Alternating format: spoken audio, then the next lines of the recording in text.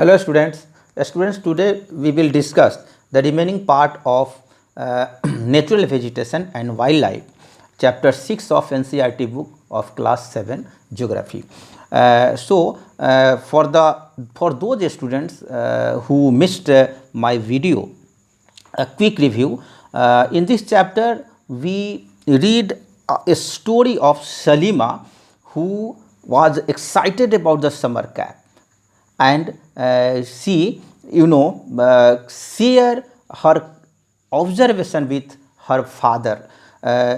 तो स्टूडेंट्स, हम आज जानेंगे कि कल हमने क्या पहले सीखा था, क्या हमने इस चैप्टर में जाना था, खास करके वैसे स्टूडेंट के लिए जो हमारे पहला वीडियो मिस किए थे, तो वो इस वीडियो से भी जानकारी उन्हें मिल सकती है। पहले तो आप जानिए, नेचुरल वेजिटेशन जो है students, the vegetation which grow naturally without interference of the human being, तो उसको हम नेचुरल वेजिटेशन कहते हैं, यानी कि प्राकृतिक वनस्पति। इसमें हमने देखा था कि सलीमा जो थी वो बहुत एक्साइटेड थी समर कैंप के लिए, और जो मनाली जो कि हिमाचल प्रदेश में है स्टूडेंट्स, वो विजिट करने गई थी।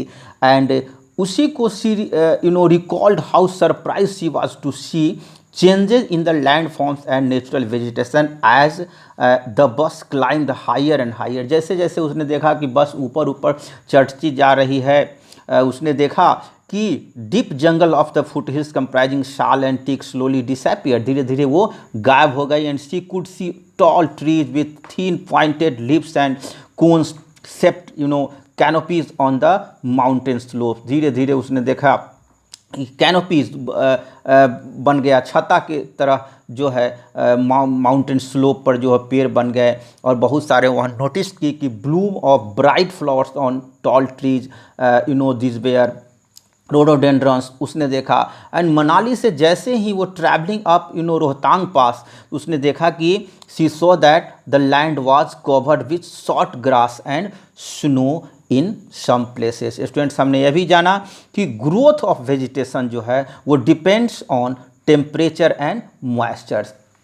We knew about the factors. The growth of vegetation depends on temperature and moisture, and it also depends on factors like slope and thickness of soil. Students, we also knew the type of thickness of the natural vegetation varies from place to place, and because of the variation in these factors, and these are the natural vegetation is generally classified. The classification of natural vegetation we also knew. And so for the quick review, that there are three categories of the natural vegetation. One, forest; second, grassland; and third, shrub. So we knew about the forest, which grow where temperature and rainfall are plentiful to support a tree cover. Depending upon these factors, dense and open forests are grown. And we knew about the grassland, which grow the region of moderate rain. And we also knew about shrubs, thorny shrubs, and scrubs grow in the dry region. Students, we knew that coniferous forest in the subpolar regions, thorny bushes in the deserts, and thick tropical hardwood forest in the humid regions, and many more. We now discuss about the forest. Students, तो forest मतलब जंगल। Forest क्या है पहले हम ये जानते हैं। तो forest the area which is covered by the naturally growing different type of trees, in which the different animals, different birds live together. Students, we also know the plant as flora, and the animals life that is called fauna. So first we have to know that what are the types of forest. Forest भी students बांटे गए हैं। तो forest को हम tropical evergreen forest में बांटते हैं। दूसरा है इसमें आपको ट्रॉपिकल डेसिडुअस फॉरेस्ट। मेनली अगर हम देखें तो ट्रॉपिकल रीजन और टेम्परेट रीजन में फॉरेस्ट को बांट दिया गया है, एक एवरग्रीन फॉरेस्ट और दूसरा डेसिडुअस फॉरेस्ट। एवरग्रीन फॉरेस्ट जिसे हम सदाबहार वन कहते हैं और डेसिडुअस फॉरेस्ट, ये दो बांटे गए हैं जो ट्रॉपिकल रीजन और टेम्परेट रीजन में है। तो स्टूडेंट सबसे पहले हम जानते हैं ट्रॉपिकल और टेम्परेट रीजन क्या है। आप जानते हैं ग्लोब में जो है बांटा गया है, आपको अगर हिट जोन याद होगा तो ग्लोब में है कि जो 23 एंड 23 नॉर्थ एंड साउथ के बीच में जो होता है वह क्या है, टोरिड जोन है। उसके बाद 23 एंड 66.5 डिग्री जो लैटीट्यूड के बीच के है वो टेम्परेट जोन है नॉर्थ में और साउथ में। उसके बाद जो है फ्रिजिड जोन जिसे हम पोलर, उसके ऊपर 66 से ऊपर हम पोलर रीजन भी कहते हैं। तो स्टूडेंट्स आज हम जानेंगे ट्रॉपिकल एवरग्रीन फॉरेस्ट के बारे में। ट्रॉपिकल एवरग्रीन फॉरेस्ट जो है, these forest are also called the tropical rain forest, इसे हम ट्रॉपिकल रेन फॉरेस्ट भी जानते हैं। और इसे ट्रॉपिकल एवरग्रीन फॉरेस्ट इसलिए कहते हैं because these thick forest occur in the region near the equator. यह इक्वेटर के पास है, इक्वेटर के चारों तरफ लगभग है, इसलिए हम इसे ट्रॉपिकल कहते हैं। अब बात रही कि एवरग्रीन फॉरेस्ट क्यों कहते हैं, तो this regions are hot and receives heavy rainfall throughout the year and that's why this trees do not shed their leaves altogether. और चूँकि वर्षा अच्छी होती है इसलिए यहाँ के वन जो हैं वो सालों भर हरा रहते हैं, उनके पत्ते नहीं गिरते हैं। This is the reason they are called evergreen. और उसके बाद है इसके जो हार्डवुड ट्रीज जो होते हैं like rosewood, ebony, mahogany are common here. So students हम ये भी जानेंगे कि the tropical evergreen forest in Brazil is so enormous that it is like the lungs of the earth.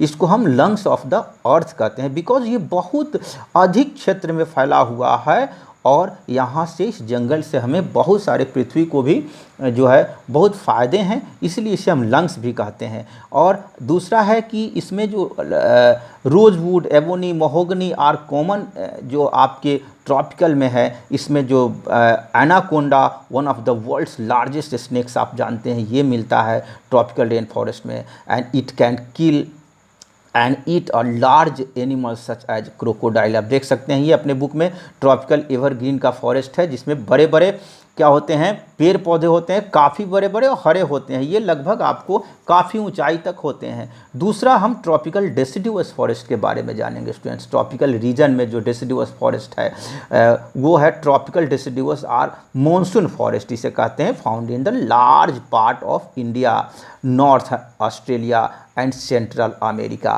These trees shed their leaves in dry season to conserve water. Student कभी कभी tropical evergreen forest और deciduous forest में अंतर भी पूछता है, तो आप जान लीजिए कि जो एवरग्रीन फॉरेस्ट होते हैं वो green throughout the year होते हैं, they do not shed their leaves, but ये जो होते हैं trees shed their leaves in the dry season.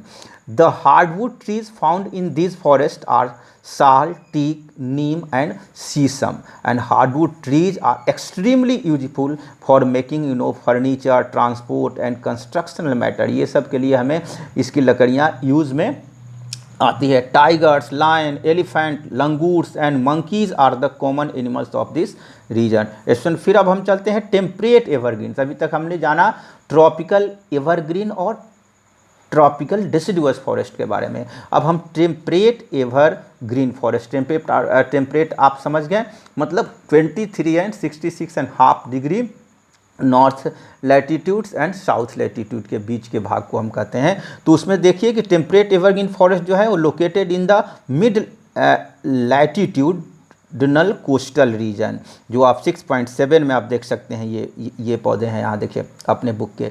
तो अब यहाँ है कि they are commonly found along the eastern margin of the continents, as example in southeast USA, South China and in southeast Brazil, and they comprise both hard and softwood trees like oak, pine, eucalyptus etc। Students आप देख सकते हैं ये जानवर है, tiger, monkeys, elephant, ये सब आपको इन वनों में मिलेंगे। दूसरा, अब टेम्परेट डिस्ट्रीब्यूस फॉरेस्ट के बारे में हम जानेंगे कि ये क्या है। These are found in the north eastern part of US, जैसे China, New Zealand, Chile, and also found in the coastal region of western Europe. They shed their leaves, पहले ही बताया था, deciduous may shed their leaves in dry season, and the common trees are oak, ash, beech, etc. Deer, foxes, wolves are the animals commonly found here, and birds like fish ants, mourners are also found here. आप देख सकते हैं ये जो 6.9 में जो ये birds हैं आप देख सकते हैं, फिश एंट बड़ी सुंदर बर्ड्स हैं। और आप अब हम जानेंगे इसके बाद मेडिटेरेनियन वेजिटेशन के बारे में। स्टूडेंट्स, मेडिटेरेनियन वेजिटेशन के बारे में एक चीज़ बता दूं कि मेडिटेरेनियन ट्रीज जो होते हैं adapt themselves to dry summers with the help of their thick barks and wax coated lips which help them reduce transpiration. Mediterranean regions जो है वो आपको are known as the orchard of the world for their fruit cultivation. Fruit cultivation ज़्यादा होता है। तो हम देख लें यहाँ की, यहाँ है स्टूडेंट कि you have learn that most of the east and north east margins of the countries are covered by temperate evergreen and deciduous trees. So the west and southwest margins of the continents are different and they have Mediterranean vegetation. It is mostly found in the areas around the Mediterranean Sea in Europe, and that's why it is also known as the Mediterranean vegetation. Students, another we will know South America and Southwest Australia में ये है, and this region are marked for hot dry summers and mild rainy winters.